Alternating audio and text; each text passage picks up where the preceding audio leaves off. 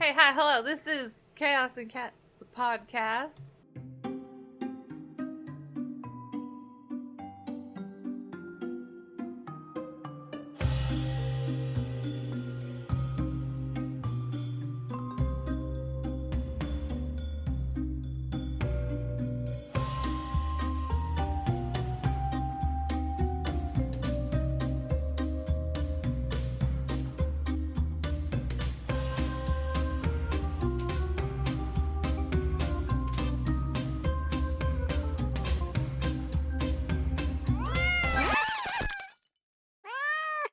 My name is Kaylie. Oh, and I am Laura, and my name today is mysterious as the dark side of the moon. I didn't even look at your name. Mine is Quackers today. Is it? Oh, Yeah. I love it. Usually you don't have to have a name, so I never look, so that's so fantastic. Oh, goodness. It's because I don't have to change my name every I know. time I come in. You don't. And I was listening to Mulan, so that's why we're here. Yeah. It's been an hour of chatting. We were like, probably should throw the record button on. And, But also, it's probably a good thing that we did an hour of chatting, so this episode is not 3 hours long. Yeah, so we're not maybe as chatty, though I'd argue that's probably one of the best parts of this podcast is the fact that we're a little chatty. Hello, it's a podcast. We're here to talk. I don't know what you want from me. And, I feel like, we want you guys to feel part of the chat. So, come over and chat it up with us. Absolutely. Throw your opinions out there. Even if we hate them, we still want them. Because we like to hate on things, so exactly. Put it out there. Do it. There's nothing wrong with that. We hate on basically everything. Well, Laura and I have spent the last hour just chatting about probably everything we would say in this area where we would catch up. That's incorrect. Huh? Oh, Incorrect. Do you actually have something for this portion, Laura? I do. Oh, well I then, do. excuse me, let me backtrack a little. Oh, Hold I on. wrote things down. Alright, let me backtrack a little. Laura, what's been going on with you? Well, How you have see. you been? You see, Kaylee, Let me redo that. Sorry. I'm doing great today, but life Fantastic. has been just shitty, so it's Fantastic. been Hey. fantastic. The world is a disastrous, chaotic shit fest. Yes. I'm glad there's some happiness for you right now. Thank you. I feel like I am such a person who will just not want to talk about anything personal. Same, honestly, same. I have all the feelings that I don't like to be with the feelings, especially around people. So I'm trying to get better at There's just a being reason kind of my honest with that. There's a reason my last therapist enjoyed making me cry, and that's because I didn't like to feel feelings. Yeah, and that's where my therapist is at. I think he's a little frustrated that I am borderline if you're looking at me, I will not cry. So my therapist this ain't happening. used to get the biggest smile on her face when I would start crying. And I'm like, why do you enjoy this so much? And she's like, because this is progress. And I'm like, I fucking hate this progress. Yeah, I think my therapist likes when I get sassy and stuff because he's like, you know what? I saw this, because he's on Psychology Today, that's where I found him or whatever, and they send little blurbs or little articles or whatever, and he was like, yeah, I read an article and just the title alone made me want to send it to you, and I was this close, and it was, are you being too nice? And I was like, hey! Yes, probably, but you know what? I'm gonna get are you being too mean? No, For real, I'm not. for real. It's weird. This is why I panicked all the time. Laura's too Anyways, nice, I'm too mean. We balance each other it's out. fine. Yeah, maybe not anymore. I'm working on being sassy again, I I'm guess. not that mean, guys. I'm just kidding. I swear to God, I'm not that mean. No, you're not. It's you just got we just are two whatever very different. resting bitch face is demeanor. Laura's just a bit more And I'm a soft. fucking I'm a bit fairy. more abrasive. Yeah. Like Because I will still say very straightforward things, but I will say them in this voice. Yeah, she'll say it in a very nice voice. way. But, like, and then there's me who, I'll say something really nice and genuine, but it comes off as, like, just, like, what the fuck? Are you like, angry at me? Are you mad at me? And I'm like, what are you talking about? Like, what? So, I'm working on that, too, because that's Yeah. also a me problem. Yeah, don't worry. I take things that way, like... There are times where I come off a little bit more mean than I intend to, even to my husband. He'll just be like, dude, what? And I'm like, he'll be like, why are you mad? And I'm like, I'm not. What? It's just the way I talk. Yeah. I'm sorry. Sorry. I'm sorry. I don't know how to make it stop. I'm sorry. I'm literally, I'm gonna cry at any moment. Please stop. I'm seriously, guys, I'm gonna cry at any moment. I could. I I'm actually mean, but I will physically cry do. so Okay. easily. You don't. That's where Laura and I are the same. We cry at Well, now that everything. I'm not on my meds anymore, I have emotions. Oh, yeah. So isn't that crazy? Yeah. So before I was just like, "What's Same. up, brother? I'm here." Same. I'm right there with you. But now that Feeling I'm not my on them emotions because I'm again. in therapy and I've been working on it, you know, and now I just freaking feel like I need to cry every day. Exactly. I'm just trying to be more open and honest about how I feel. I've heard it's good for us or some bullshit like yeah, that. that's what I my don't therapist know. says. That's what they like to tell us. It's good to cry. Like, Yeah. it's okay. I cried today, so it's fine. It's fine. My therapist knows that even though I don't cry during the sessions a lot of the time, I either cried right before or right after, or I'm gonna do both. So, what a tough motherfucker. Sorry, I drained the tear ducts before I came in. There's not gonna be anything for you I don't want today. to cry when you're in anybody's presence. So Literally, I hate I'm crying around working- others. I'm working on it. I'm sorry. No, I don't he's like lovely. crying around others. Anyways. But I'm just, we come on here and be sassy and happy and fun a lot of the time, even when things are terrible, and I want people to know that things are terrible. It's just, Oh, we're a lot aware. of the time when we're here, it's a good time. So listen, you know. we're aware of how terrible things are in the world, but that's not what we're here for. We're here to bring what little joy we can hopefully bring. Yes.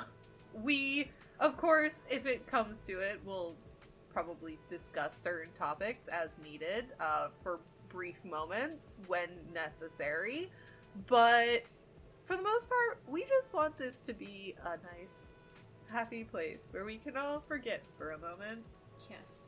Absolutely. how shitty things are currently. In life, personal, bigger than us, all of the above. Like, All of it. Just for a life's moment. We like to hard, step man. away from that for a moment. You know, sometimes I do feel like Earth is the bad place. You know? For real, if you don't know that reference. Yeah, go figure it out. So I agree with you though. we're It does just feel here like to Earth learn a is lot the of bad lessons place. and work through it. All right, we're here together. They're trying to take away a community. Just get more community, cause fuck that shit. Dude, the biggest thing, and I think that's one thing that Lonely. sucks about We are America so lonely. specifically is that we have are not nobody we're not big on community. And on that's my own. Shut up, Laura. Shut the I was fuck up. giving I'm you- trying to have like I a was moment giving here you and you're just like background music. Don't hate on Akon, first of all. And second of all, it's giving No you one was hating on background Akon. music. Okay. Oh my goodness. But anyways, I'm sorry, I didn't realize we were doing background music there Yes. for that one. America is not built on community anymore. Like, I feel like we used to have a bit more of a, like, community-esque vibe, maybe early years, a long time ago, Not in our recent, adulthood. but it's like, I feel like the societies that thrive are the societies that are big on community, and we are not big on community, and that is why we are going and being taken advantage of by our government, because they have built a society where you are supposed to be independent. You have to do it on your own. You have to build yourself up from the ground. You have to pull yourself up by your bootstraps. You have to do blah, blah, blah, blah, blah. And you're expected to be able to carry yourself. Yep. And your immediate family, not just your family and your community, but it's like, and that but shit then is you look at the trauma you need to people unpack who in have therapy because community, like the people that you have a community with, those people thrive. Yep. Like, it has been proven time and time again that when you have a community, you are going to do so much better in life and just be so much happier. And I just don't get why we're so against the idea of community here. Like, I think it was in one of our previous episodes that this was mentioned, but someone had said in I think one of my articles or whatever that, like, you care about your child. We love all our children. Yeah. And it's like, that was such an impactful thing because it's so true here in America. You care more about your own child to the point sometimes that it can become abusive towards that child rather than caring about all children. And that's what, like, gets me is like, why do you just not care about all children in general? Like, why are we picking and choosing? Like, it shouldn't matter at the end of the day, but that's where our society has been built here, is like very much independence. Yeah. And not relying on others in community. It's wrong. Viewed as independence is great, but hyper independence is exactly that's what it is. It's hyper independence, yeah. and that's just so not good for us as a society. I mean, it just feels so shitty to know that we're supposed to be such a great country, but we don't even thrive off of community. We don't even, like, treat our neighbors very well. It's and don't get me wrong, I work in, like, a community center, like a family center, and there is a lot of community stuff happening, but it is not only work, but constantly on a fight to being taken away. You know, which makes no sense to me. It doesn't make any sense whatsoever to be taking away the things that are being taken away right now. Yeah. It just...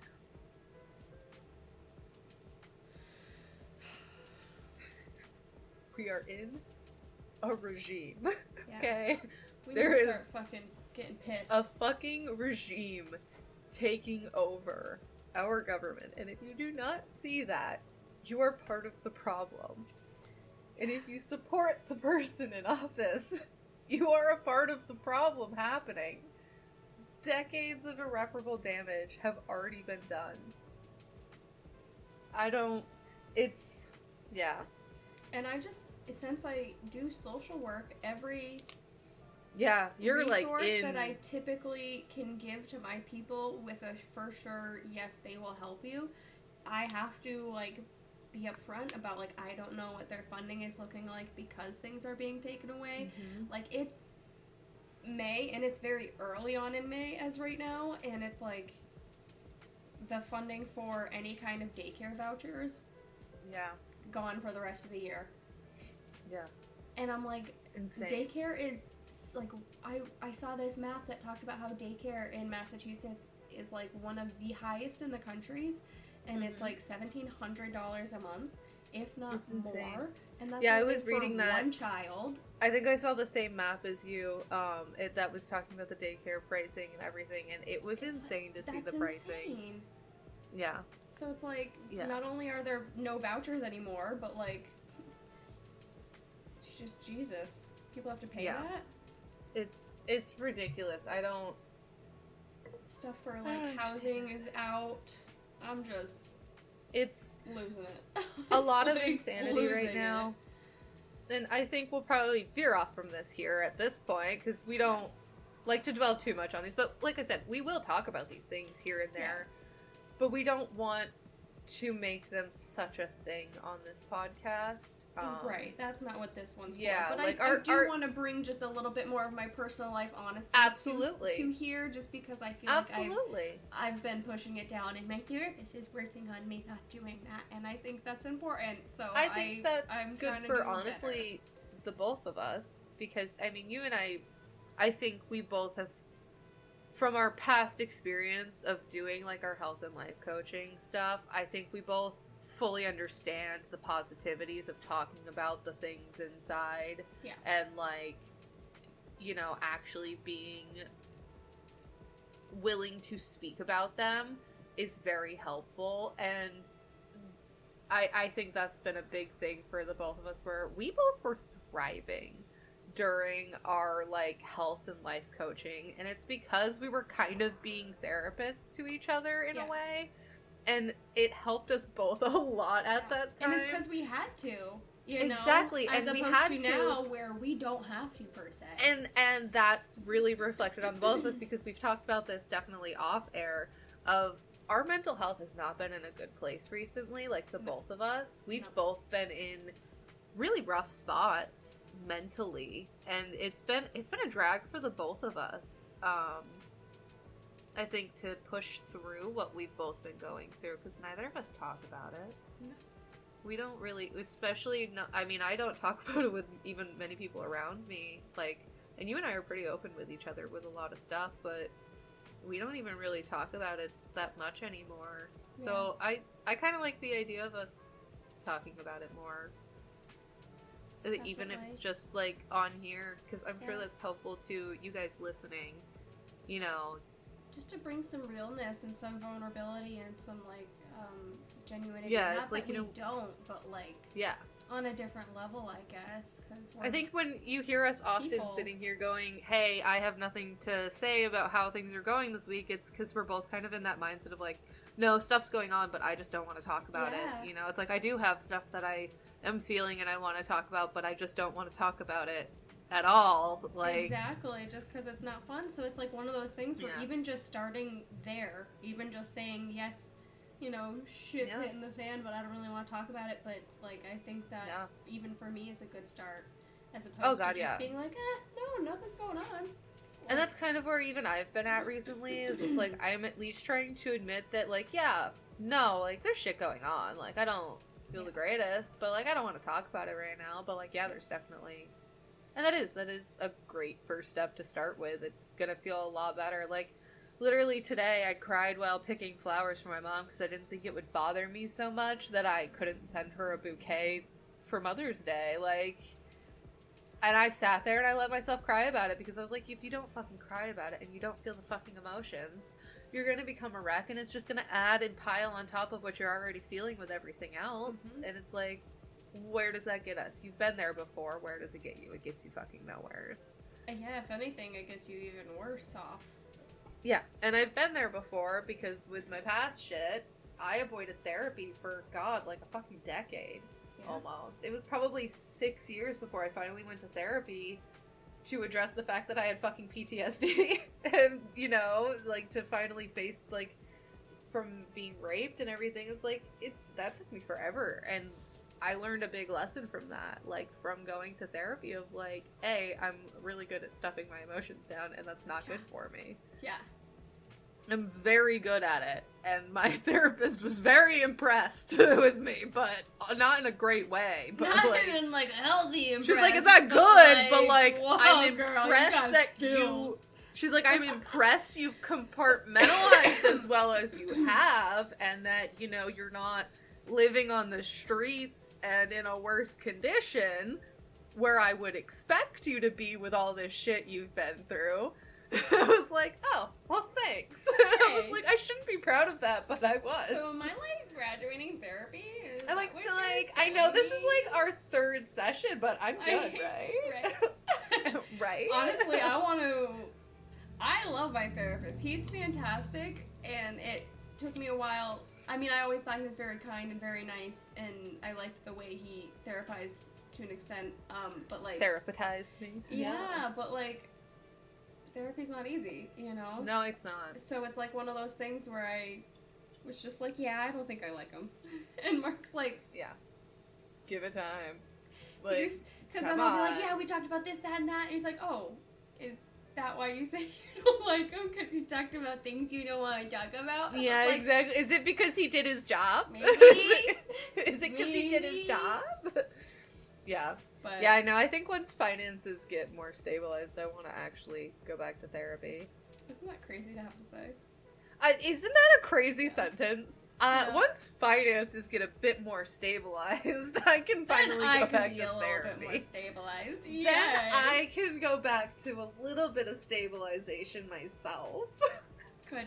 We're doing good. We love that. We're doing for us. fantastic over here. I will say, on another note, these are probably gonna kill me. I mean, although they say that they're made with natural something or another, I don't know where it went.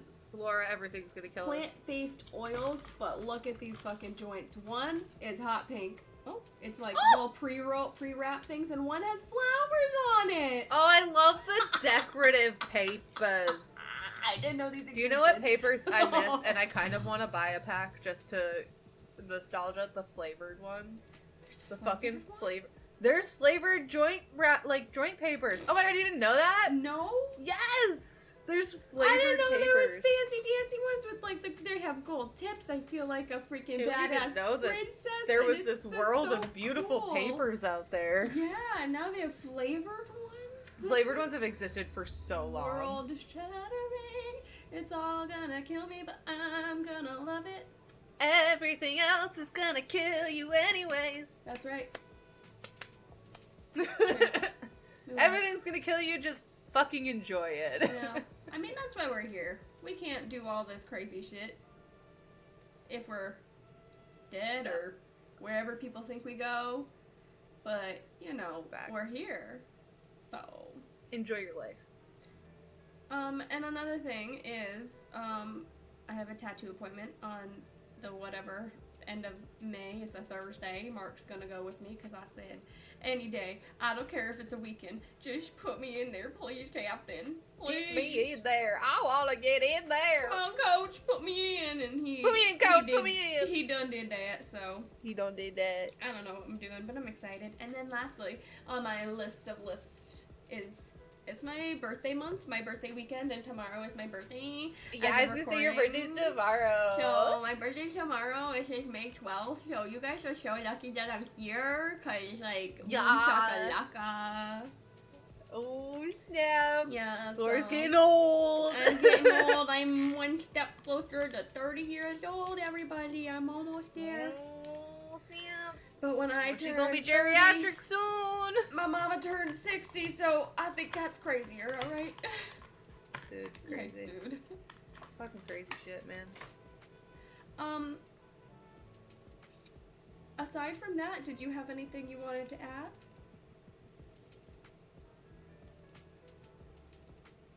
I told you. Well, see, because we talked before, the That's things totally that fine. I've That's like. totally fine. No, but like because we talked before, I'm sitting here thinking I have nothing to talk about Totally because fine. we already spoke. But Yeah. you know, I do have things to talk about. But we already talked about them, so in my brain, I'm like, nah, I have nothing else. That's we already totally talked fine. about it. Yeah, We already talked about it. You Yeah. know. that's totally fine. I just was. I told Laura earlier that I went out to the garden, got some seeds in. Not all of them. I have a lot more things to plant. Yes. My seedlings aren't going to be going in for a minute. I might have a couple of tomato plants that are ready to go in soon. I got some squash ready to go in. I'm going to do a couple direct seed squash with my seedling squash. Fuchsia. You know, I'm going to throw in some watermelon still. I'm going to see if we can get some watermelon. Oh yeah. I just bought them. I was like, you know, Hell let's yeah just for the fucking see. watermelon. Let's just see if it happens, you know? Fuck yeah. We're gonna do Watermelon. We I always call it watermelon. Watermelon. Watermelon. Stop. There's the title of the episode. Watermelon. But yeah, we're gonna do that. We're gonna do a bunch of tomatoes. Like a bunch of tomatoes. I got a lot of fucking tomatoes, guys. Laura, Yep. do you want some tomato plants? I might have some extra if you want to grow like a little. You don't even have to put it in the ground. You can put it in a pot. You don't. It doesn't take much to grow tomatoes. Put them in a pot. Put a stick in there, help it grow up. Yeah. Maybe. I mean, the only kind of tomatoes I like is if it's like made into something. So make some sauce. Grow some tomatoes and make yourself some sauce. It's very easy to make Make sauce. yourself some sauce. That's I'll have to literally- think about it. That's my plan with a lot of these tomatoes is with what grows, because I'm not going to be able to use all of them before they expire, so a lot of what I grow I'm going to turn into tomato sauce, and I'm just going to jar a shit ton of it and put it down in the basement. And we're just going to do a basic, like, salt base, you know, maybe a little bit of salt, pepper in there for a basic, and then we're just going to keep it bland, so when we pull it out, we can make our sauce as wanted and flavor as wanted. So yeah, I'm just gonna do like a shit ton of tomato sauce. That makes sense because then you can do it for like pasta dishes, but also like change it up for any kind of like pizza if you wanted to. You can do some tomato soup, tomato sauce for your pizzas. Yeah, exactly. Like, so just keep it basic in the jars, so that when you open the jars, you can go in and you can season and flavor as you want, depending on what you're gonna use it for. But I've got the perfect basement for canning. It's fucking beautiful because our basement stays a beautiful temperature down there because it's, even though it's a dirt basement, it stays and I think that's why it stays so cool. Exactly, it's a dirt basement, so it stays nice and cool down there. So we're planning to store whatever things I can and jar and stuff. We're just gonna put it down in the basement. We're gonna build some extra shelves down there. I think that'll be great. Might pickle some cucumbers or something. Make some pickles, you know. I've also got I'm hoping to get a shit ton of jalapenos and habaneros, so I might pickle some of those too. Very cool. Yeah, that's the hopes and dreams. See, I'd love to do all that and whatnot, but I get bogged down. But that's a lot of work. It is, but I think once you're in it and you're doing it, like. Yeah, you have it'll be like a weekend project, basically. I'll turn it into weekend projects when I have nothing going on. 'Cause I don't usually have much going on the weekends, so it'll just become my weekend projects of, all right, I got all these fucking veggies that need to be done away with before they go bad, and then I'll make a bunch of stuff with it. Go and jar it and can it and all that shit. But it was really nice when we were digging up the yard for the garden. We have, as my father-in-law said, we basically have black gold with our dirt. It is so fucking fertile. There are so many worms. There are so many fucking worms. You dig into the dirt, fucking 30 worms. I'm like, oh my god! It'd be like 10. It'd be like a huge group. There's just so many worms. Just digging into the dirt, and I'm just chopping these motherfuckers in half. You can chop them into 3s, and that's okay. Worms can survive chopped into 3s. Any more than that is when they would die. But worms can be chopped up into 3 sections. And they'll still be alive and just fine. Okay. And they'll regrow everything. Dear Lord. It is okay to chop a worm. It is okay. I know it's like, oh my god, I just chopped you in half. I always feel bad when I do it. Believe me, I feel bad. But 3s? I do know insane. That they can be cut into 3 sections. I'm pretty sure it's 3. My mother-in-law said it was 3, and my mother-in-law also ran a daycare for 20 years and taught kids these things, so I trust her. I'm not gonna fact check myself. If someone else wants to fact check me, you can, but I don't really care. I don't really care. So I don't really care. What we're believing, alright? I'm gonna believe what I wanna believe. If people out there wanna believe in, like, fucking lizard people and shit like that, I can believe that worms can be cut into 3 sections. So. Yeah, fuck it. I mean, I know that they are one of the creatures that can, like, grow stuff. Yeah, but yeah, no, usually, yeah, they'll grow. I didn't realize they could be cut into so many little bitty pieces. Yeah, they can be cut into, like, 3 sections, apparently. I will say before we continue, I gotta pee my brains out, I think. I also need to hit the bathroom, so how fantastic. How fantastic. Everybody, pee break. Bathroom break. Here we go. Bye. Bye. Well, we're back. Laura. How's everybody's potty break? Hope everybody was able to empty the tanks. Hope we're all good, ready to go for the rest of this. Yeah, get a blankie if you need it, because we did. We got blankies. We needed them. She's got her nice big giant blanket sweater on. Yeah, I went and grabbed a nice big fluffy blanket. We're snuggled up. We're cozied up. We're ready for some stories. We're ready for some yapping. continued yapping. But Some this time topic about focus. specific things, Topic not focus, just focus yapping yapping. to yap. Sorry, my hair's pulled a little too tight. So. That's quite alright. I'm still getting over being sick a little bit, so sorry I cleared my throat like at a constant level. And I smoked, so, you know, I'm really working against this whole getting over sick thing. She lights up. You know. Yeah, we got an air purifier. Daruk has started having coughing fits again. Oh, the babes. The poor baby. So I'm working on getting him into a vet. They called me today. They said they were open till noon, but I called it like almost 11 and they We're didn't answer, not so. available, like they said they So were. I was like, alright, I'll just call on Monday. It's fine. Him I need to get in. I'm gonna schedule her for a little bit later on. I'm gonna be like, yeah, we're gonna schedule them separately and we're gonna get him in first. The sooner the better.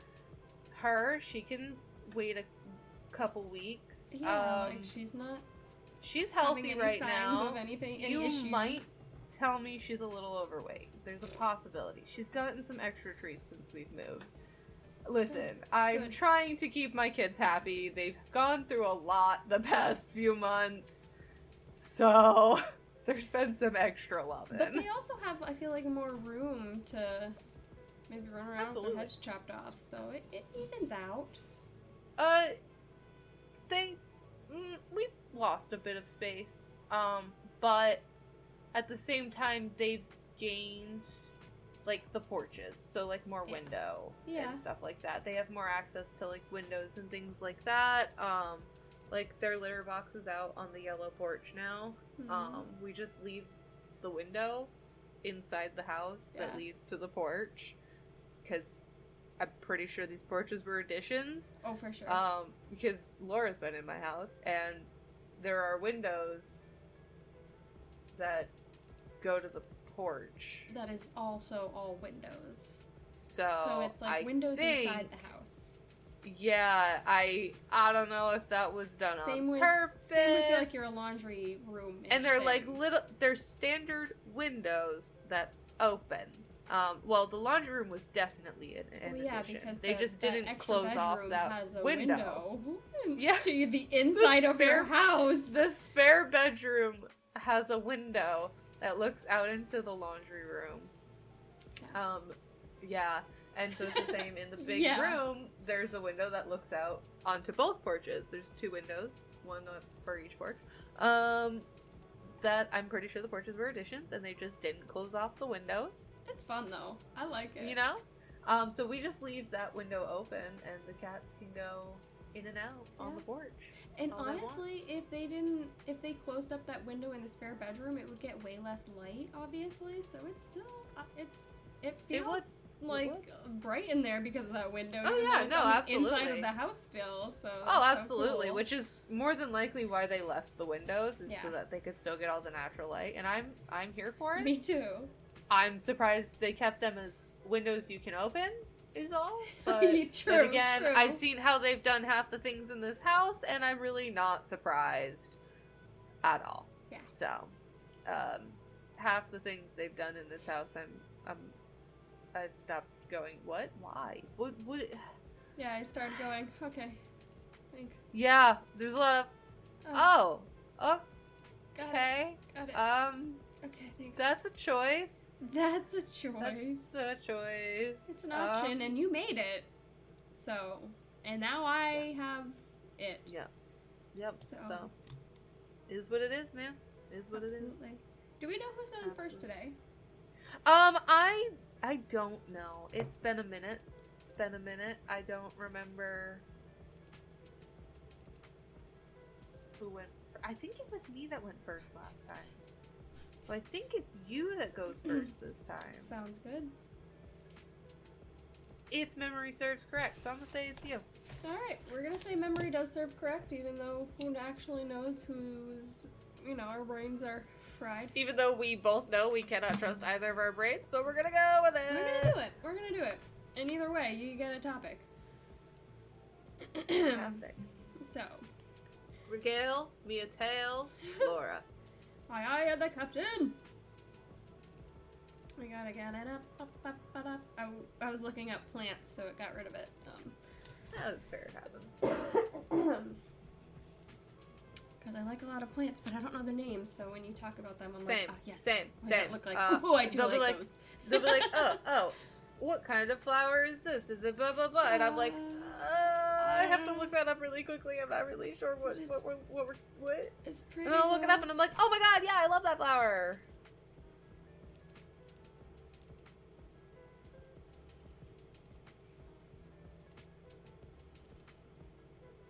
Okay. And you bet your ass, Laura, I'm definitely getting a hammock to hang between those two trees. Fuck yes. Getting a hammock for that. La duh. That is happening.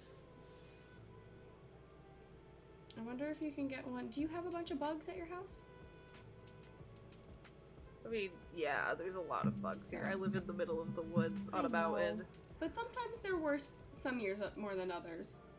This year the black I mean, flies I won't want me to just kill myself. There are definitely a decent amount of black flies, so there's a part of me that wants to get like a little net that I hang up over that's the what I was hammock thinking, yeah. to keep the bugs out as much as possible. At least the black flies, but yeah, and eventually the mosquitoes. Yeah, obviously. The rest of the bugs I don't really care about. Yeah, so that's kind of where I'm at. Is I might just build a little net up in the tree to drape down around the. Yeah. I think that would look really cute. It'd look kind of like fairy tale-ish. Well, yeah, and then I'll hang some lights down around it too. Yeah. That's what I'm thinking. That's gonna be so cute. Because I want one of those fabric hammocks. I don't want a rope hammock that's like all, knots and holes. Yeah. I want like a nice big fabric one that I can just stretch out on, have my marijuana hanging out on it, and it's not gonna fall through a hole and stuff. Yeah. I like it. You could just, My goal is to just make a nice little peaceful garden where you can go and just hang out, look at some nice flowers, maybe go take a nap on the hammock, Yes. Hammocks are the best places for naps. With like, a blanket. Oh, girl. Absolutely. Girl. It'll be fantastic. And, that's the goal. Have a bunch of flowers and plants and just really nice and pretty. Eventually I'll have a bunch of bird feeders and stuff out there. If you ever want to get me something, give me a bird feeder. Nick doesn't like the idea of us buying bird feeders, and I'm like, but I need bird feeders. So, if you want to ever get me a gift, just give me a nice bird feeder. Bird feeders? He's against spending money on them. He's not against having them, he's against spending money on them. And I'm like, I get it, but they're really not that bad. Yeah, and then they last a long time. Expensive. Yeah. I mean, He's do like, we have to worry about so bears? expensive. Sure, and I'm like, but like, it's really birds, not right? that expensive. You can get a bag of seed for like $5. Yeah. You can get like a big bag of seed for like $5. I think he just overthinks it sometimes. And I'm just like, listen. Oh gosh, sorry. I dropped my phone. Oh, I'm so sorry. Everybody. It's my bad. No, but it's like also you don't have to fill it up every time or every day or anything. If you go with a limited amount and we can make our own simple syrup for the hummingbirds. Yeah. That's all it is simple syrup. Yeah. Just make our own simple syrup for the hummingbirds, it doesn't, and it's better if you make it yourself, because then it doesn't have the red dye in it, because they don't need the red dye in there. No, that's just a lie and deceit. Yeah, they don't, that's unnecessary stuff, so, it's actually healthier.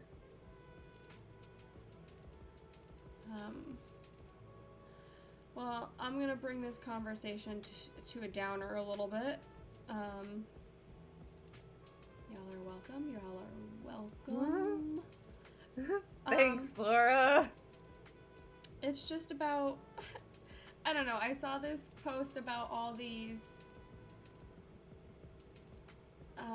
like, experiments that were done on children. And it was just, like, little blurbs of them. And I've heard of some of them, but this one is not one I've heard of. It's the John Joan case.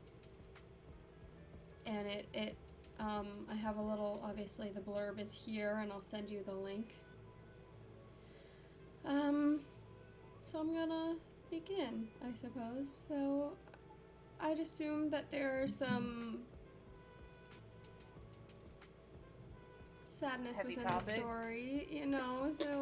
Okay, so Yeah. fair warning, Laura's going to be talking about some it's possibly a heavy children topics. experiment, so it's a tough one. So, tread lightly. If you want to skip past hers. If you just want to not do this episode, you will see it's you in the not next crazy. one. We've had more intense topics, it's not that. And that was an accident, my bad. But, so it's Laura, nothing... we don't trust you anymore. Hey, well, but it's nothing like The that. last time you said it's not too bad, it got pretty fucking bad. But I read most of this one, a majority. I skimmed all of it, so, like... You said that the last time! No, I read part of that one, right? It was a lot, so I ignored a lot of it.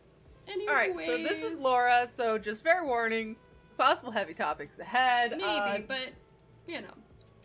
It's the 1960s, what are we gonna do? Buck up, buddy.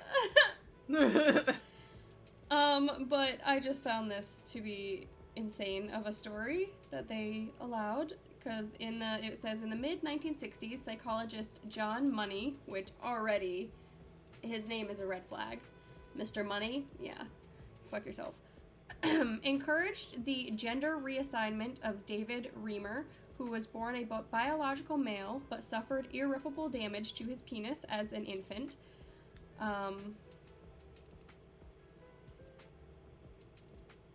I feel like this blurb gives the whole story away type of a thing, so I'm gonna move on. But Bruce Peter Reimer was born on August 22nd, 1965 in Winnipeg, Ontario, to Janet and Ron Reimer. I feel like I might be saying their last name wrong, but it's what you're getting at this moment. It's okay.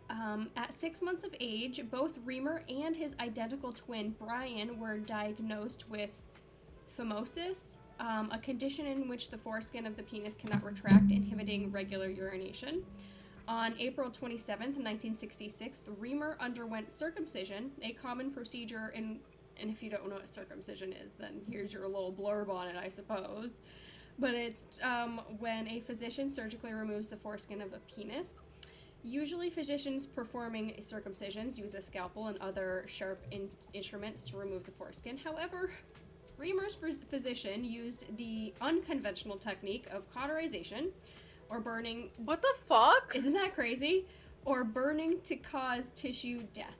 So he just, what the fuck? set his penis on fire in hopes that it would I feel like that's gonna cause more damage. Don't mind me just taking my bra off right now. No, I feel it. I thought about it. What the fuck? Yes. So,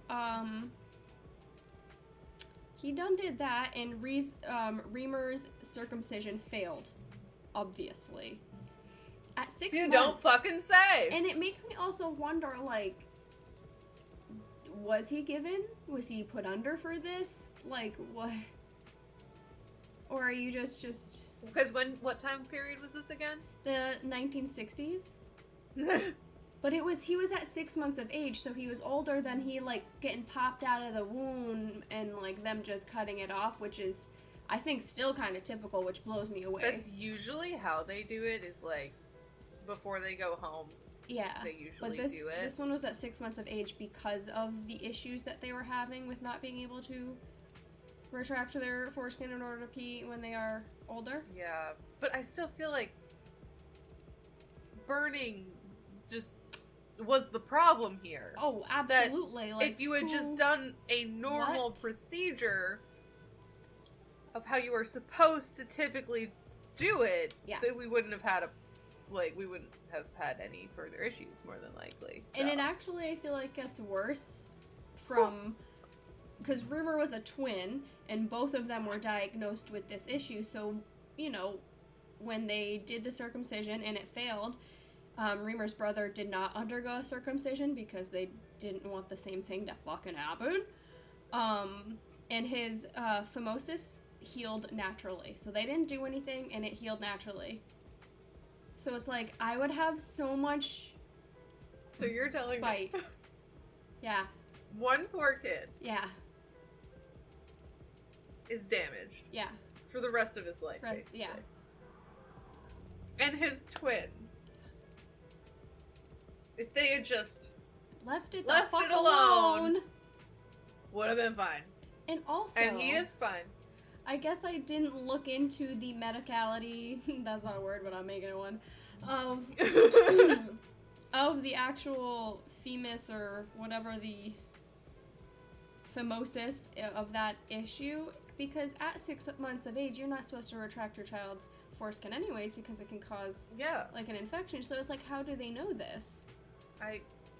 So it's like, that's also a huge even wonder. in the 60s. To be fair, even in the 60s, medically, we weren't. No, we weren't doing great. Yeah. Anyways, twin brother, good. Remus, bad. Reimer, bad. Poor guy. While the true extent of Reimer's penile damage was unclear, the overwhelming majority of biographers and journalists maintain that it was either totally severed or otherwise damaged beyond possibility of function. So in 1967, Reimer's parents sought the help of John Money, a psychologist and sexologist who worked at the Johns Hopkins Hospital in Baltimore, Maryland. In the mid-20th century, Money helped establish views on the psychology of gender identities and roles. In his academic work, Money argued in favor of the increasingly mainstream idea that gender was a social construct, which is obviously where we stand, but it's like, for him to have all of this and for what he does later down the road, blows my mind. That gender was a societal construct, malleable from an early age. Malleable, I think, is a not something I agree with. But societal construct, yes. Malleable, I don't know about that. He stated that being raised as a female was in Reimer's interest and recommended sexual reassignment surgery. At the time, infants born with abnormal or intersex genitalia commonly received such interventions. Mm-hmm. Following their consultation with Money, Reimer's parents decided to raise Reimer as a girl. Physicians at the Johns Hopkins Hospital removed Reimer's testes and damaged penis and constructed basically a vagina in its place. The physicians also opened a small hole in Reimer's lower abdomen for urination. Interesting. Following his gender reassignment surgery, Reimer was given the first name Brenda, and his parents raised him as a girl. He received estrogen during adolescence to promote the development of breasts. Throughout his childhood, Reimer was not informed about his male biology. See, there's the problem. Yep. There's the problem. Yep. Is you made a choice for your child, and I understand why you made the choice. Yep. But you need to raise your child to understand as well. Their fucking body. Kids are a lot smarter than adults give them credit for. Absolutely. And I really hate it. I really hate how little adults will actually listen to children. Yeah.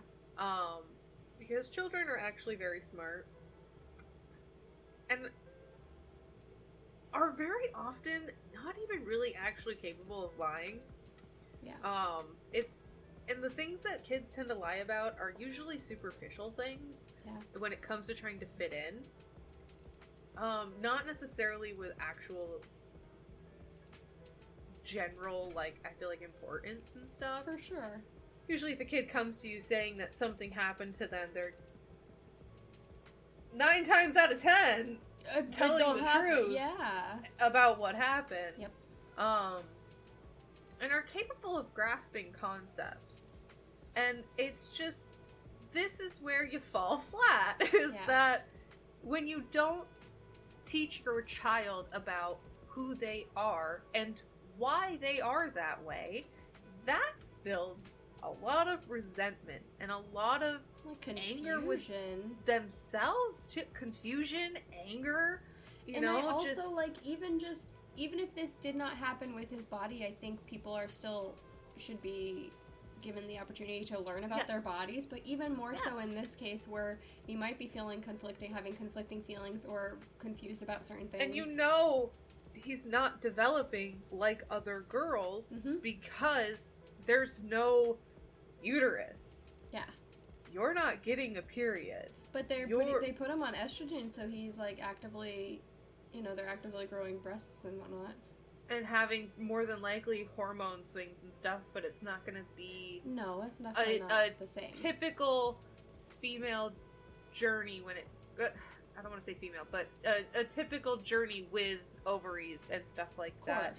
It's going to be very different, so when you're growing up around other female-presenting kids, and you're not developing like them, it tends to make you feel isolated, A lot of pressure is put on your first period. For real. I don't know if that's changed. I hope that's changed. But, a lot of pressure is put on your first period and how you develop in high school and middle school and elementary school, like all of those different ages. There's a lot of pressure on it. So I can imagine how this affected this person growing up. Like I said, especially since they were not given any understanding about any of this. They weren't told about it. They didn't have anything explained to them, and I feel like if they had that in their tool belt, that would have helped them a lot. Just to process things, or to at least bring things up to talk about if they felt like they needed to process something. And may have changed, I'm sure, some outcomes of whatever is about to happen. Yep. Okay. Specifically, you'll find out. But throughout his childhood, Reimer received annual checkups from Money. His twin brother was also part of Money's research on sexual development and gender in children. As identical twins growing up in the same family, the Reimer brothers were what Money considered ideal case subjects for a psychology study on gender. Reimer was the first documented case of sex reassignment of a child born developmentally normal, quote, quote, I'm going to say normal, developmentally normal, typical, while Reimer's brother was a control subject who shared Reimer's genetic makeup, general space and household. I don't know what that word is, sorry, gonna move on. During the twins' psychiatric visits with Money, and as part of his research, Reimer and his twin brother were directed to inspect one another's genitals and engage in behavior resembling sexual intercourse.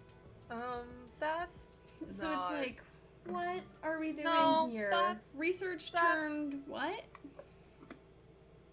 Which, I mean, it was already I'm kind sorry. of... I need another Dr. Pepper.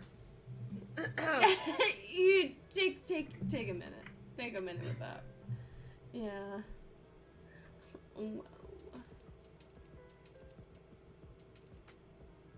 I guess I'll take a poofs. You're inflicting too much emotional damage on me right now. I need another Dr. Pepper. So sorry. Bye. Excuse me while I walk away for a moment. Excuse me while I take a break. Reimer claimed that much of Money's treatment involved the forced reenactment of sexual positions and motions with his brother. In some exercises, the brothers rehearsed missionary positions with thrusting motions, which Money justified as the rehearsal of healthy childhood sexual exploration. No, I argue as a non-professional, that's not... As a non-professional, but as a human...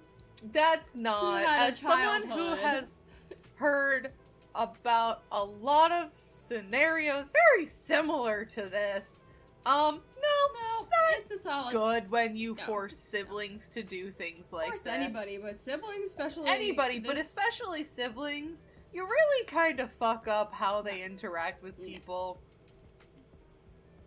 outside of that. Yeah. And we'll learn about that next. Fantastic. Yes. Because, in a Rolling Stone interview, Reimer recalled that at least once Money photographed those exercises. Shocker, I'm surprised. I'm sure we all are. Money also made the brothers inspect one another's pubic areas, Reimer stated that Money observed those exercises both alone and with as many as 6 colleagues. Reimer recounted anger and verbal abuse from Money if he or his brother resisted orders, in contrast to the calm and scientific demeanor Money presented to their parents. Reimer and his brother underwent Money's treatment at preschool and grade school age. Money described Reimer's transition as successful and claimed that Reimer's girlish behavior stood in stark contrast to his brother's boyishness. Money reported on Reimer's case as the Joan Jane case, leaving out Reimer's real name. For over a decade, Reimer and his brother unknowingly provided data that, according to biographers and the Intersex Society of North America, was used to reinforce Money's theories on gender fluidity and provided justification for thousands of sex reassignment surgeries for children with abnormal genitalia. So basically all of this is based on lies and deceit. Contrary to Money's notes, Reimer reports that as a child he experienced severe gender dysphoria. Duh. Wow, you don't fucking say. A condition in which someone experiences distress as a result of their assigned gender. Reimer reported that he did not identify as a girl and resented Money's visits for treatment. At the age of 13... Of course! That's what I'm saying, like... Of course there's resentment They made up all of this fucking data to pursue some terrible, terrible things when all this data is actually saying is that, like... A decision was made for this child, and again, I understand why at the time they made that decision, but to not tell your kid about it, and why that decision was made, and why they are the way they are, of course there's resentment. Yeah. Oh my god! Yeah. It's insane, honestly. And I haven't seen, or we haven't obviously gotten to where it states, and I don't know if it even does state at all, when he finds out about his, body. And I'm curious to know, like, at what age did that occur? Yeah, like, were you, like, already well into your teen years? Were you an adult? Like, That's what I'm saying. When did you actually find out during all those confusing years of what and why you felt that way? Yeah. And all the fucking abuse and trauma that you went through, too. It's just infuriating, because, from what you've insinuated, I assume he goes on to do some not-so-great things. Maybe. So, obviously, like, not rooting for him, but, like, it's, like, the anger for the child. Because the fact that he went through what he went through, if his parents had actually just given him that little extra explanation, we would not have had what tragedies are going to occur. Yeah. And that's just, it's so infuriating that... And it's just kind of crazy that for... maybe a decade and a half or so of each of these brothers' life did they spend in Money's, abusive hands. Yeah, like, even like because that like they had to have said something to their parents, right? That was abuse. Oh, like what they went 1000%. through was just fucking abuse and torment, and it's just heartbreaking that children went through that. No shock that this person went on to do some, things. I'm assuming, tragic things. Yeah. So, but like, even I know, like, ideas were not that progressive in the 60s, but they were not like this man Jesus, is like for real, like disgusting and just an absolute like waterlogged. This is just absolutely insane and disgusting, and it's just like it's just infuriating. It's a huge no. No, thank you. No, thank you. Alright, guys. No.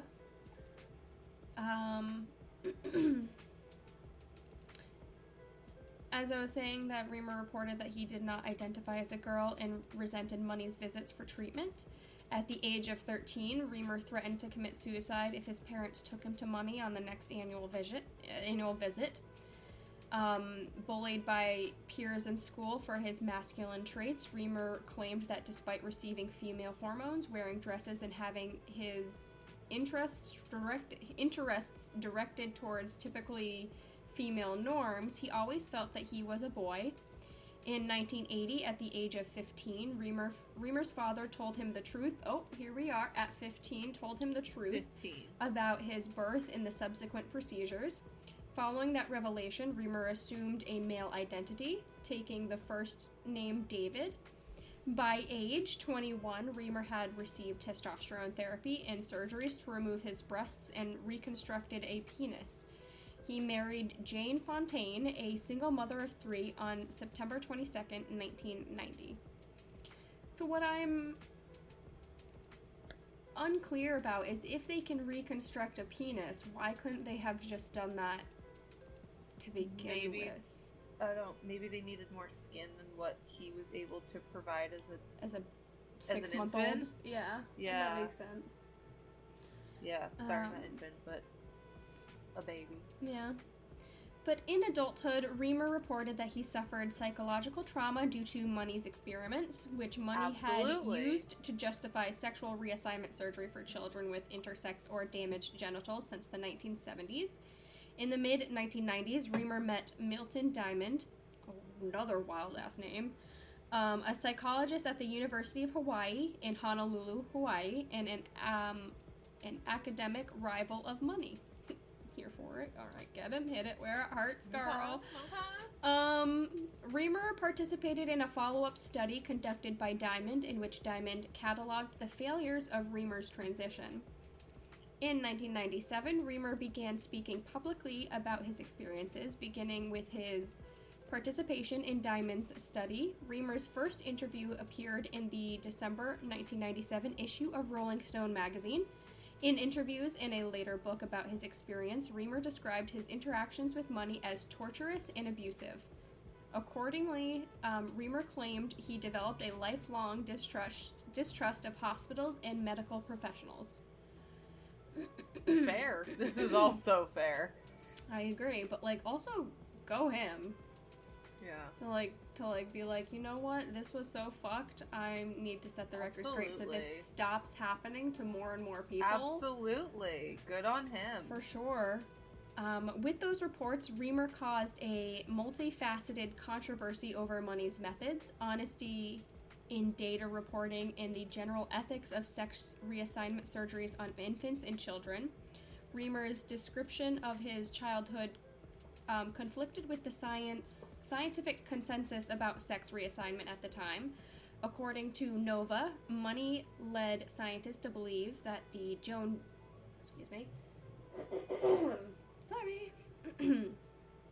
Money led scientists to believe that the John Joan case demonstrated in a successful sex transition. Reimer's parents later blamed Money's methods and alleged... Why are they hitting me with long fucking words? Because there's medical stuff happening. Because there's medical stuff happening. You didn't give me the article yet. Well, that makes me more anxious, man. Because we find out real I help fast you when you how, stop on these words. I don't know what to tell you. I'm sorry I help you. We just discover things about me, alright? And I don't like it. Just give it a try. But regardless, Reimer's parents later blamed Money's methods for the psychological illnesses of their sons. Duh. Although the notes of a former graduate student in Money's lab indicated that Reimer's parents dishonestly represented the transition's success to Money and his coworkers. Reimer was further alleged by supporters of Money to have incorrectly recalled the details of his treatment. On Reimer's case, Money publicly dismissed his criticism as anti-feminist and anti-trans bias, but according to his colleagues, was personally ashamed of the failure. Nobody gives a shit. In his early 20s, Reimer attempted to commit suicide twice. According to Reimer, his adult family life was strained by marital problems and employment difficulties. Reimer's brother, who suffered from depression and schizophrenia, died from an antidepressant drug overdose in July of 2002. On May 2nd, 2004, Reimer's wife told him that she wanted a divorce. 2 days later, at the age of 38, Reimer committed suicide by firearm. Reimer money in the case became subjects of numerous books and documentaries following the expose. Reimer also became somewhat iconic in popular culture, being directly referenced or alluded to in the television shows Chicago Hope, Law and Order, and Mental. It talks about other shows that he's in or represented in, like his experiences, as well as I think a song. But if you're interested in any of that, you can go check it out in our link in the description or wherever you put it, Kaylee. Thank you. You got it right. Okay, fantastic. But anyways, it's just like this man could not catch a break, and I think it just continues to show the truthness about transgender folks and like their gender identity and how they feel and how it matters to be represented and to be taken seriously. It should be talked about more. People need to talk about gender identity with their kids more. Yeah. It's a confusing time. Yeah. Going through puberty and going through all of that. It's such a confusing time. Add into it where you don't feel like the gender that you are and that you don't understand why you can't like the things the other genders like when your parents sit there and go, no, that's for them, not for you. It's especially like, in the 60s, 70s, 80s, all of the aboveys. You have to let kids explore gender identity. It's so important. It's okay if your cute little girl wants to dress like a boy. It's okay if your boy wants to play with Barbies and dress like a girl. It's fine. And it's developmentally appropriate because it's giving them an opportunity to be curious and to explore and they're gonna and to understand and to learn. Yeah, and they're gonna pick the path that works for them. Whether you mute it now, it's still going to come out later. It's just in what way is it going to be more? But it's going to be more damaging to them. It's going to be more It's just they're not going to cause more harm. You, honestly.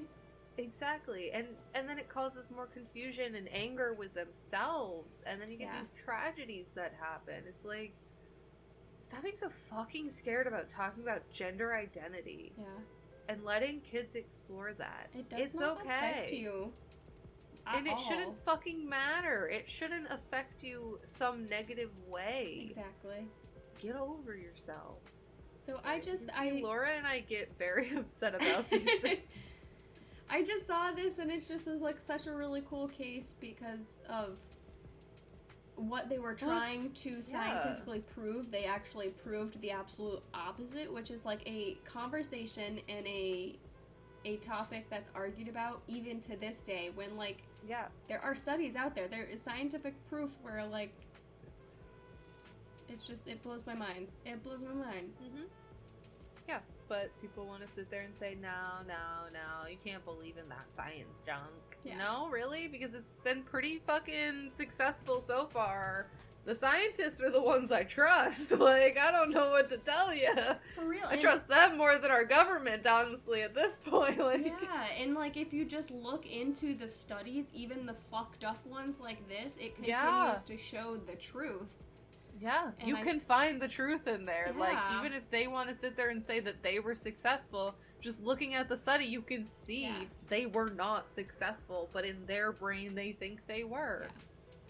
It's a tale as old as time. Not even in their brain. It's like they just didn't want to be wrong. They just didn't wanted want something it to be wrong. To prove so they could do certain things. It's still believing in their own head that they were correct. A bit delusional, that's for sure.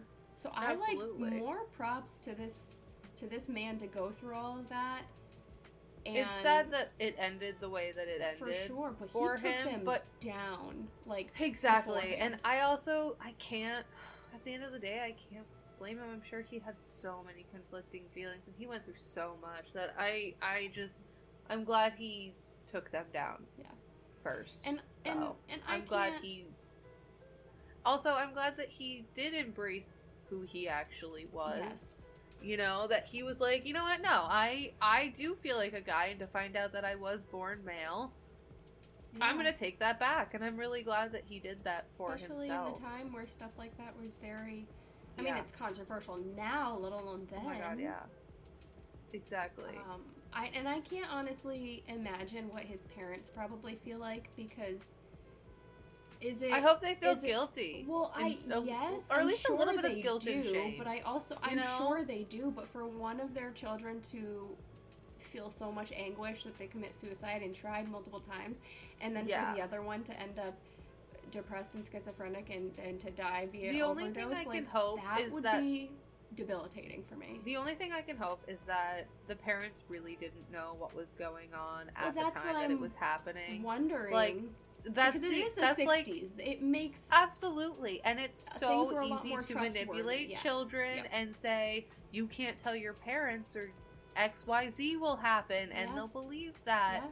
And you know, so there could have easily been some manipulation going on. And I try to think about that and hope that the parents really didn't know what was going on. Otherwise, shame on you. You should feel all the fucking guilt in the world. If not, though, then I'm sure they do still feel shame and guilt when they did find out. Or if they did know, I'm sure they still probably felt some. Exactly. Hopefully. And but it's like, I can't imagine if like they had no idea and all this stuff happened, like how God, if I had a heartbroken kid going to some study, I'd be like, I'll be there. Like, it's gonna be in the legal binding contract, whatever I have to sign, it's gonna be in there that I am allowed to be present at any point in time, because you are not just gonna do whatever the fuck you want to my kid. But that's what I think, because we have more information on what the fuck happens to children. I don't trust motherfuckers. Absolutely. Listen, I might sit here and say I trust them more than government. I still don't trust them. Yeah, like, at least not with my child. That's for damn sure. No, motherfucker. So, that's my depressing story I have for you today. Wow, Laura, thanks so much. To bring some enlightenment to the trans community. Thanks so much for bringing us that hefty topic. It was an enlightening one. You are correct. But wow, Laura, really hitting us in the gut with that one. Gut hit. Wow. Yep. All right. Thank you. Well, that was Laura's segment. Laura, do you know what we didn't do? You know what we didn't do, Kaylie? Everybody else probably knows what we didn't do, Laura. Everybody else is like, what the fuck? They just skipped it?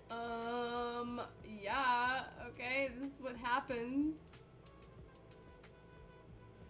Is it time then? Is it middle of the episode cat fact time? Should we just do it in the middle? Middle of the episode break, we need a palate cleanser, so here's some cat facts and a cat story. It's part of our cat corner. I guess welcome to the kitty corner. In the middle of the episode. We need a palate cleanser. I don't know what your topic is, but we need a palate cleanser, so bring it on. Yeah. Alright, how about this? The oldest cat video dates back to 1894 and is called Boxing Cats. Have we done that one yet? I don't think so. Sarah's taking a picture of Chloe. She's like, cats can also move both ears separately and about 180 degrees around. Oh, I think we did that one maybe. I thought so, but I feel right to bring it back up. Can you say the cat video one, the oldest one again? 1894, babe. Okay. And it's called Boxing Cats. Boxing cats. Boxing cats. Cats and boxes. Cats and boxes. Alright, we found people's weird cat stories. People's cat, how weird their cat is. Weird. I'll read a couple of these. Let's see. And these come from theguardian.com, which as always, everything will be linked. So Josh Frulinger. Okay. I had a cat once who would wake me up every morning just a minute or two before my alarm went off by tapping me on the mouth with his paw. Not that hard, but not that gentle either, with his claws extended just a tiny bit. Yep. Hey, time for breakfast, bud. My next cat I started feeding at night. Yep. Listen, they get breakfast, lunch, and dinner, and yes, breakfast is not to be missed. My cat paws me, usually on the face or the arm, to wake me up. She'll sit there and meow, but if I really don't wake up, then she'll start pawing me. My cats are pretty good about it. Being kind She of like paws me to whatever. wake me up, even if it's not for food. If she needs me to get up for some reason, she will paw and wake me I up. love that. To go away. Go away. Please. Lauren Kelly. Our cat starts howling super early each morning in pursuit of breakfast. One morning we woke up at 5:30 a.m., not to the sound of him meowing, but to someone telling a story extremely loudly in our living room. Turns out he had walked across my laptop, turned on a moth podcast, and cranked up the volume all the way up. We were annoyed, but also kind of amused. Until the next morning when he did the exact same thing. Now I close my laptop before going to bed. Yeah, now he's pissed. He goes, what the fuck? I had my plans in place. Oh, God. Cats are smart, man. Alright, these last two are really weird, and then we're done, That okay? was really weird, yeah. Michelle Dean. My cat Liberty licks the shower after I get out in the morning. Like, hops into the tub and cleans it. She does it nearly every morning. I cannot dissuade her. Chloe sometimes does that. Daruk just likes drinking the water that drips out of the faucet, and he'll lick down around the base if it's pulled there. And then this last one, which is gross. It's gross. Which is gross. I had to experience it, you have to experience it. David Plots. One of my cats eats earwax. She will capture an earbud and lick it clean. She will even try to lick it out of my ears. It's truly a bizarre habit. I hated that. Alright. I hated that. I think your cat needs to be institutionalized. There is something wrong. Please make that not happen. Not gonna lie though, Chloe. Make that not happen. Chloe's insane. Alright, so I kind of get the insanity. So that's the kitty corner. That's the kitty corner this week. Hope you enjoyed that mid-episode kitty corner. We're doing great over here, guys. Alrighty. Are you ready for my topic? I sure am. We're going back to the SCPs, because, yeah, we didn't have any other topics for today, so. That's alright. I liked them, so. So we're gonna talk about some more SCPs. I went into the later series. I think we're in series 3 of the SCPs. So we're in like SCP 3063. So we're in like the 3000s right now. This SCP is a fly. Is a fly? It is a fly. It's a fly. It's a fly. Okay. What number did you say it was? 3063. 63. Oh, I was off. Newly discovered SCP-3063 manifestations are to be reported immediately and destroyed as soon as possible by whatever means are appropriate. All Foundation buildings and the residences of all Foundation personnel are to be equipped with the most effective insect control measures available. At no point should personnel ever interact with or not acknowledge SCP-3063 manifestations outside of immediately destroying said manifestation. Any Foundation personnel or civilian individuals known or suspected to have made an agreement with SCP-3063 are to be immediately contained in the nearest Foundation facility equipped with the appropriate containment facilities until the event of said individual's death. Once the affected individual has died, their remains are to be incinerated along with any organisms that may have emerged from them during their containment. Individuals affected by SCP-3063 do not require food or other external attention, and under no circumstances are they to be removed from containment while alive. If affected, individuals are unable to be contained for any reasons, every effort should be made by Foundation operatives to kill said individuals before the event of their natural death. If this is impossible, or if affected individuals are not discovered until their deaths, Mobile Task Force Beta 5 is to enact Procedure 18 I-Slip. So... Alright, the description. Okay. SCP-3063 is a telepathic Class 5 reality-bending entity. Those damn flies. SCP-3063 invariably manifests as a psychologically non-anomalous adult male housefly.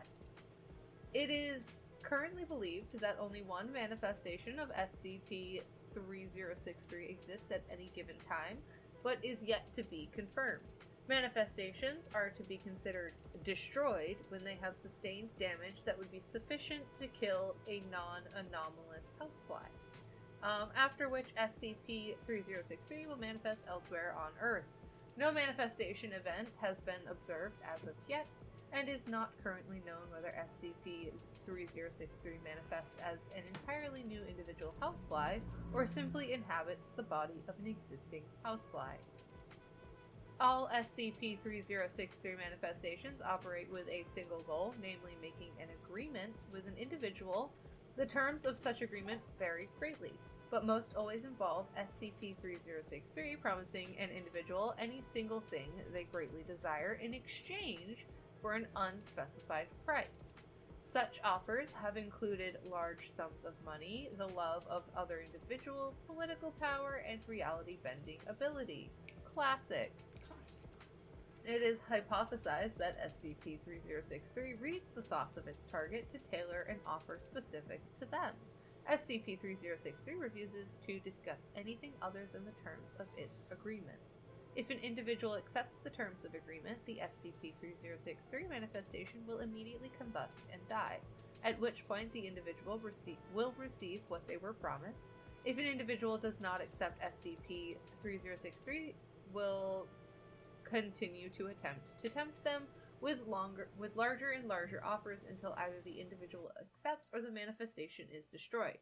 If an SCP-3063 manifestation is destroyed, successive manifestations will continue to contact the individual until they consent to the agreement. After a period of 2,376 days from the moment an agreement with SCP-3063 is made, affected individuals will undergo a process as detailed below. Ready? Oh, yeah. Fertilized eggs, representing virtually all known species of the order Diptera, will spontaneously appear within the lungs, throat, stomach, intestine, sinuses, ear canals, rectum, urethra, and muscle tissues of the affected individual. The number of each egg typically ranges from 5,000 to 20,000. Oh, so not much. No, not barely anything.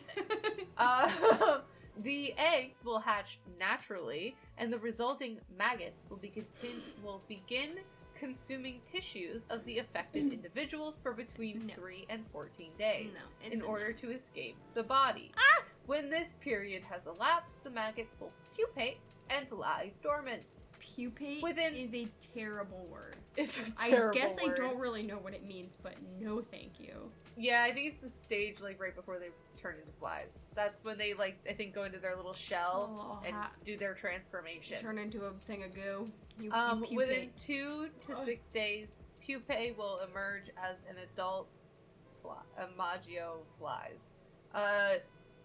Newly emerged flies will continue consuming their host and breeding with each other until the host has sustained sufficient damage and dies.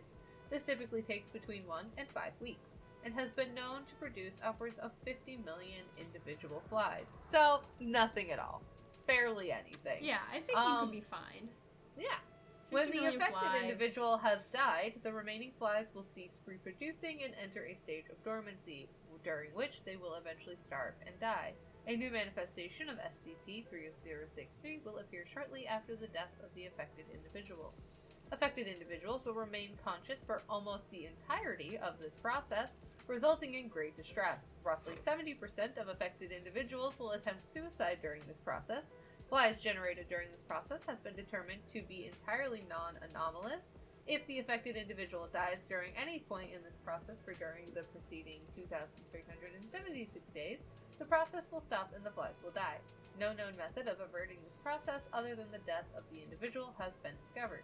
To date, 6 Foundation personnel have been contacted by SCP-3063 and attempts have been made to alter the terms of agreement to entrap SCP-3063 into neutralizing itself, though none have met with success. Below is a partial test log of such attempts. I don't want to read all of that. And you don't have to do whatever you want, but I do have a question. That is, yeah, what's up? Now, I don't know if I just missed it or if it's specified, but when they make this agreement with this fly, do they know that in like 5,000 days or whatever it said, they're going to be a human incubator for... You know, they didn't say. So that was a part of the agreement that they didn't sign up for, so I would call a lawyer immediately. Like, because that's not cool, man. I don't think it's gonna care at that point. It's dead and you're infected, so... Call your lawyer, see if there's anything you can do, alright? Just in case. Always just in case.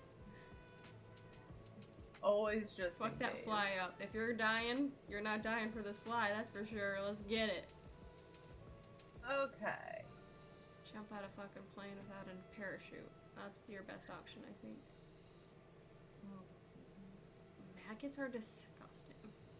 Dude, maggots are disgusting. And bugs in your body is just as disgusting. Ugh. You make those specifically to be it maggots? is cool that flies can help tell when a body died, because the stage of which the flies are in can tell you how long the body's been there for. So that's kind of cool, but otherwise, no. No. No. No. No. No. Gross. Grossy gross. Disgusting gross. Okay. Yeah. This one Yeah. sounds interesting. Let's read about this one. Yeah. I'm kind of just finding these as I go, guys. Yeah. So, this is, Yeah. yeah. Laura, are you good? Are you broken? What is Yeah. happening here? Okay. This one is called Bug Pillow.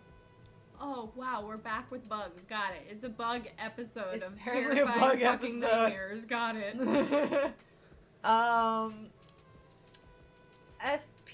SCP 3232 is to be kept in an isolated, reinforced glass cell for observation, located at Site Redacted. The seams of the cell are to be sealed with industrial resin coated in liquid adhesive. Resin and adhesive will be replaced bi-weekly due to SCP-3232's environmentally destructive behavior. Any containment breaches of instances of SCP-3232-1 will be dealt with using common household insecticides depending on species. Due to the nature of this object, pillows of any kind are disallowed within 50 meters of the testing area. Description: SCP-3232 is an old cotton pillow, estimated to be 15 to 20 years old, perpetually covered in arthropods of various species, henceforth collectively known as SCP-3232-1. SCP-3232-1, God, you're just adding fucking numbers and letters for me, my God! Woo! Appears to originate from inside the pillow. Exiting the casing through small holes in the seams, all attempts to examine the interior of the pillow casing have been met with failure. The cloth seems to be resistant to further tear or damage, and attempting to insert a camera or any other probing device will result in hitting an unidentifiable barrier. Halting further exploration, species found on the surface of SCP-3232 vary greatly, most being species commonly perceived as household pests, exotic, rare, or even species that have been extinct. Thought to have been extinct. Have also been observed. SCP-3232 currently has no observable limit to the volume of arthropods that it can produce. That's disturbing. Individuals within a 2 to 5 meter distance from SCP-3232 who are experiencing moderate fatigue will not perceive the arthropods on the pillow and will rest their head on the pillow without hesitation. You can't perceive them. Ew. Ew. It's like it draws you in intentionally. Once the subject's head makes contact with SCP-3232, they will fall asleep within 1 to 5 minutes. And SCP-3232-1 will begin to crawl into every orifice on the subject's body. The subject appears to show no discomfort during this time and appears to be sleeping peacefully. During the 6 to 12 hours of sleep, SCP-3232-1 will mate and reproduce inside the subject's body. We're back to bugs inside people's bodies, people!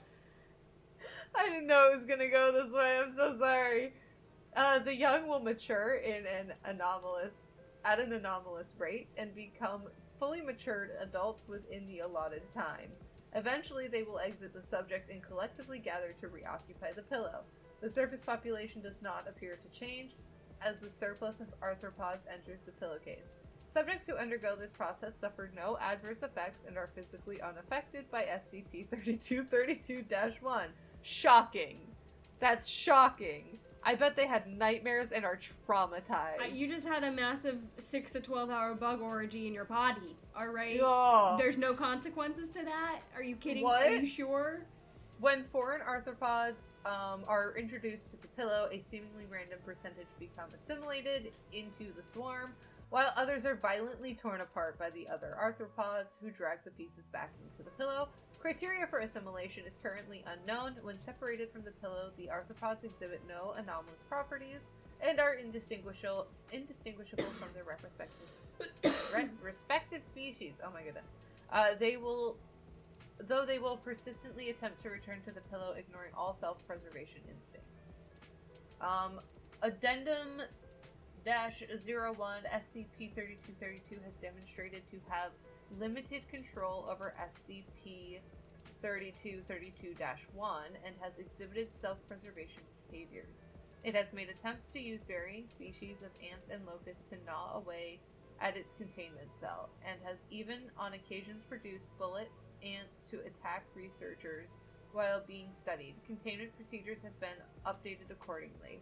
Any new behaviors are to be reported to the current project supervisor. The object has also demonstrated its ability to adapt to different environments. If buried underground, various species of ants will manifest to create a small cave system.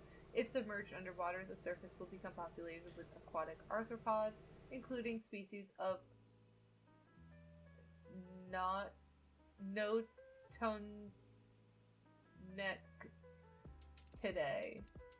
Got it. Notonectidae. It's so easy to some say. sort of, I don't know, diving bell spiders and small species of crab. I'm also being distracted because I can see a spider crawling on something right now, and it's distracting me. Yeah, they're coming for. They hear you talking about the fucking bugs inside of body stories, and they're like, "My time to shine." Event 3232-A.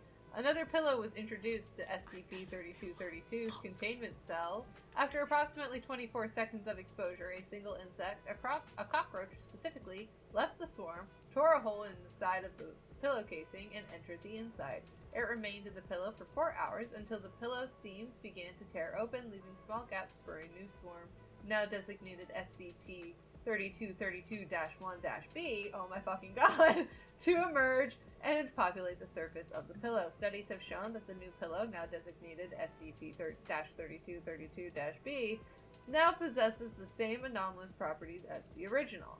Due to SCP-3232's reproductive nature, it is currently unknown how many instances of SCP-3232 are active outside of the Foundation. Addendum -02, both SCP-3232-1 and SCP-3232-B, 3232-1-B, appear to have informed some sort of community members of each swarm will leave their own pillow and enter the other. Studies as for the purpose of this behavior are inconclusive, as they do not appear to be exchanging goods or services of any kind. Footnotes. Use SCP-3232-1 to revive extinct species is pending. It is theorized that SCP-3232 contains a mass quantity of arthropods that simply hasn't exhausted yet. Bugs. Bugs are gross, man. Terrifying. Bugs in your body? I That's... can't. Yeah, that's I just can't. next level. Alright, let's find another one. Like, that's like something, we're back to the bad place. You know, that's something that happens in the bad place. Is bugs in your body. And so if that's happened to you, any of y'all out there, bugs in your body, you've got some explaining to do. I got another bug for you. Oh, It's not bugs inside of bodies. okay. But bugs, nonetheless. Tortures. So this one's a butterfly. It's called the boredom butterfly. Personnel interacting with populations of SCP-3209 are to wear liquid crystal active shutter glasses operating at above 60 Hz, while specimens of SCP-3209 are to be captured and relocated to an on-site lepidopterarium, which I'm assuming is a butterfly terrarium thingy. Sounds like it. Monasteries keeping SCP-3209 populations are to be closely monitored for specimens escaping into the wild. Description. SCP-3209 is an anomalous species of butterfly which preys upon interest. An SCP-3209 specimen feeds by perching on the nose of its target and rapidly fluttering its wings in front of their eyes. Affected animals become lethargic and unmotivated, eventually dying of starvation. Sapient beings exhibit a more complex set of symptoms when exposed to SCP-3209. The primary effect is permanent loss of interest in a hobby or topic. Examples of interest lost due to SCP-3209 include card games, poetry, science fiction, films, and golf. Frequent exposure to SCP-3209 causes chronic anhedonia and apathy. What is anhedonia? It's just like, they were like, oh, some of the interests that people lose are these ones. Like, What is anhedonia? Inability to feel pleasure. Wow. yeah. That sucks. Yeah. As most symptoms of exposure are nearly indistinguishable from dysthymia, attempts to locate wild populations of Sevenia acadia have primarily focused on tracking down reports of rainbow-winged butterflies. In severe cases, individuals continually exposed to SCP-3209 may be identified among patients in psychiatric care facilities. Such patients typically have no prior history of behavioral incidents, live outside of cities, and are hospitalized following suicide attempts which fail due to their lack of motivation. Addendum Stop. That's not funny, but that's so funny. Addendum 3209.1 Field reports of Agent Bartel.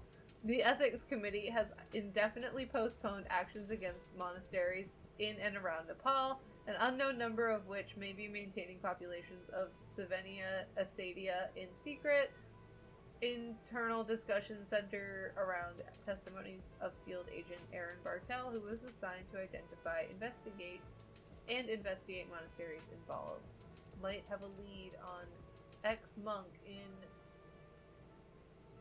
Panadi with severely disabling apathy, can't even get out of bed. Probably a straightforward case of depression, but his nickname caught my eye. Apparently people call him the Butterfly Man.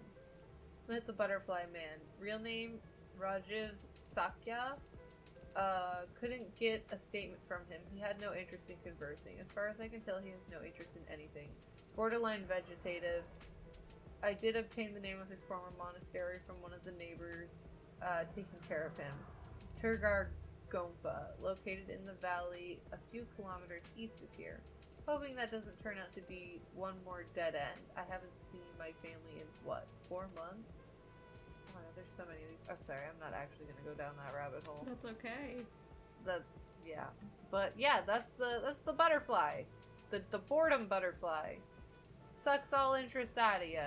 To the point where you Watch out for those rainbow butterflies, folks. you can't even commit suicide because you got no motivation. Literally, but you also you literally have failed suicide. We also have so little motivation that like animals are starving themselves. So it's like you Literally. have it in you. It's just not maybe the way you were hoping. You're just gonna starve to death, which is a slow process. Good luck. We have a Mountain Dew Code Red. That's one of them. Mountain Dew Code Red. Apparently. All right. The house containing SCP-3244 is to be secured against outside visitors by Foundation agents, utilizing the Foundation front company, Southern Crosscut Pines. The surrounding properties are to be purchased from their current owners in order to effect more permanent containment. Jesus. Should this purchasing process not be completed by January 1st, 2019, Foundation assets in the West Haven City Council are to call for the condemnation of the remaining homes under the auspices of protecting the community from sinkhole risks. They're gonna blame it on sinkholes! Classic. Description: SCP-3244 is an aperture located on the second floor of a house in West Haven, Connecticut that leads to an extra-dimensional space. This aperture is approximately 0.69 meters in diameter. When traversed by an individual's arm, SCP-3244 allows that individual to acquire an instance of Mountain Dew, hereafter identified as SCP-3244-1. SCP-3244 is capable of producing variants of SCP-3244-1 which do not match any extant commercial product. A full listing of these variants is available in Document 34-1-K. Following 513 tests, the distribution of acquired variants is as follows. Mountain Dew Code Red, 365. Mountain Dew baseline flavor is 44. Bottled, clear, and unaged whiskey is 34. Mountain Dew Baja Blast, 31. Other Mountain Dew branded products, for full list, see page 1 through 3 of document 3244-1-K, is 26. Anomalous variants of SCP-3244-1, 13. That's just the amount of different variants that appeared in their 513 tests. Jesus. The majority of which were Mountain Dew Code Red that showed up. And what was the SCP number for Mountain Dew Code Red? 3244. Okay, I was typing in clearly all the wrong numbers. Got it. We're back. SCP-3244 was originally identified and contained on August 16th, 2016.